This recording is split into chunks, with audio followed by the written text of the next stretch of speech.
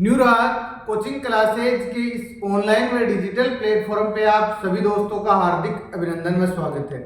प्रिय विद्यार्थियों, अगर आप एसएससी की तैयारी कर रहे हैं, एसएससी में किसी भी प्रतियोगी परीक्षा की तैयारी कर रहे हैं, चाहे आप जीडी की कर रहे हो, चाहे आप आरपीएफ कांस्टेबल की कर रहे हो, मैं आप लोगों को पॉलिटिकल साइंस यूट्यूब पे पढ़ाने वाला हूँ न्यू राज कोचिंग क्लासेज के यूट्यूब चैनल के ऊपर।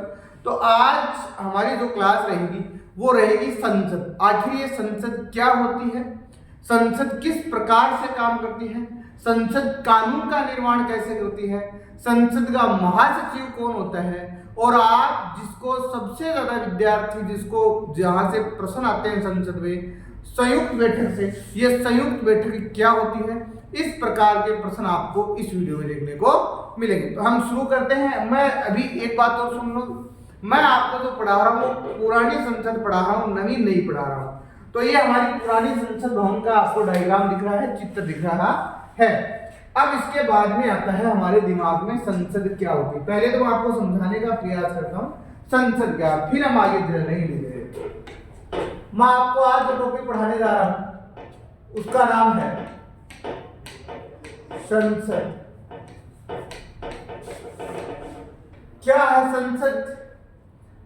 हमारे देश की, भारत की जो व्यवस्थापिका है, भारत की जो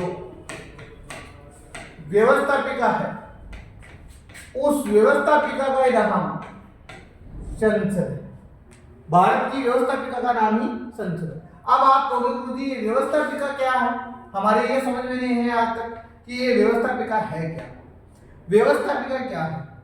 कानून निर्माण करने वाली, कानून निर्माण करने वाली एक संस्था है। कानून का निर्माण करने वाली एक संस्था का नाम क्या है? व्यवस्थापिका है। अब भारत में कानून का निर्माण करता है। अब कानून क्या है ये भी समझो। कानून का मीनिंग्स है नियम। कानून का यहाँ जो तात्पर्य है वो नियम है। मनुष्य के जीवन को सरल बनाने के लिए जो नियम बनाए जाते हैं उनको क्या कहा जाता है? कानून कहा जाता है। व्यवस्थापिका, मैंने कहा भारत की व्यवस्थापिका को संसद कहते हैं। आपके बीच में आएंगे कार्यपालिका, लेकिन आप इतना समझ लो कि संसद है क्या। भारत की व्यवस्थापिका का नाम है संसद। अब अमेरिका में भी व्यवस्थापिका है, ब्राजील में भी है, ऑस्ट्रेलिया में है, उनका जिक्र आगे करेंगे। अब हमारे संविधान में इसका जिक्र कहाँ आया? व्यवस्थापिका का जिक्र भारत के संविधान में करा है। तो आपको पता है संविधान के भाग है 22। इस बात को सारे विद्यार्थी जो भी तैयारी करते हैं वो जानते हैं। तो संविधान के भाग 5 के अंतर्गत संसद का उल्लेख है। परीक्षा में प्रश्न आता है कि संविधान के किस भाग में संसद का उल्लेख है, तो आप कहोगे गुरुजी भाग नंबर 5 में संसद का उल्लेख है। उसके बाद में आप कहोगे मूल संविधान में अनुच्छेद 395।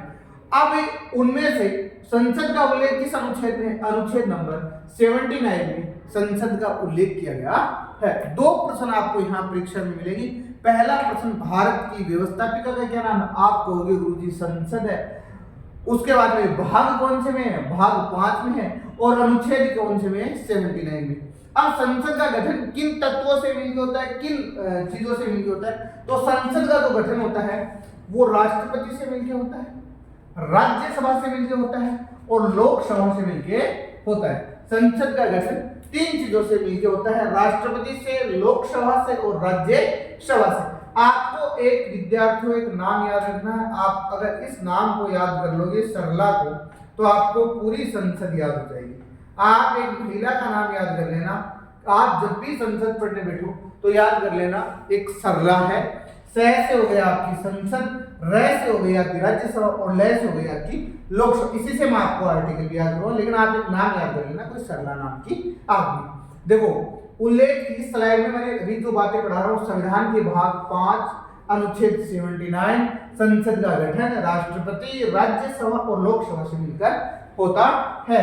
उसके बाद में आगे नेक्स्ट क्या आ रहा है वो देखना कि भारतीय संसद भवन का जो निर्माण कार्य है वो सन 1921 में शुरू होता है, प्रारंभ हुआ।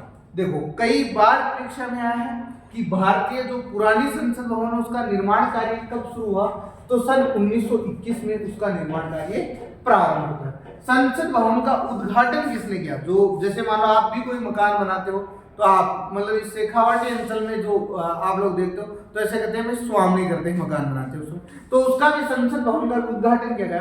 कब किया गया?